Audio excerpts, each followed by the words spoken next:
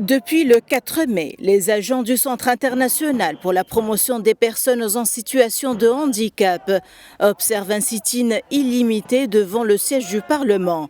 Emna Zouaidi, l'une des contractuelles du centre, a dénoncé l'absence de solutions concernant la situation des agents et cadres sous contrat précaire, dont le nombre dépasse 1400 personnes. Pendant des années, nous avons manifesté, réclamé notre sortie de la précarité. L'espoir est né avec la création d'une institution qui nous a recrutés. On croyait enfin avoir gagné, mais la réalité nous a rattrapés. Rien n'a changé. Nous sommes toujours dans le même cercle vicieux, sans même les droits de base, comme la couverture sociale.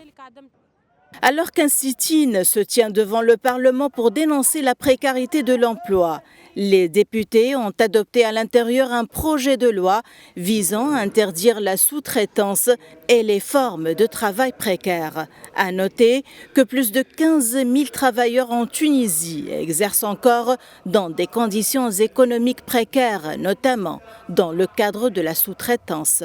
Le Code du travail a connu plusieurs révisions, dont la dernière remonte à 2011. Aujourd'hui, cette nouvelle réforme constitue, pour mes collègues et moi, une véritable révolution législative. C'est une réforme qui s'inscrit pleinement dans les valeurs de la révolution tunisienne.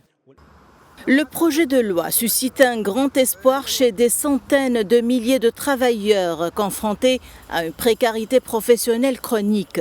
Malgré son importance sociale, l'Union générale tunisienne du travail n'a pas pris part aux discussions autour de la nouvelle loi sur l'emploi. En cause, une rupture entre la centrale syndicale et le Parlement dans un climat politique marqué par l'absence de dialogue social.